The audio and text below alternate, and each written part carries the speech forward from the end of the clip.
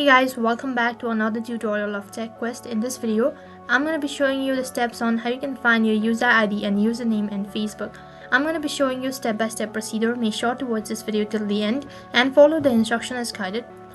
So first thing first, you know the drill. Make sure to update your Facebook application to your latest version. So then logged into your Facebook account. After you're logged into your account, next interface you need to click on the menu icon, which will be located right in the corner. As you click on the menu icon, you'll have a list of options, and then you need to scroll down and then click on settings and privacy.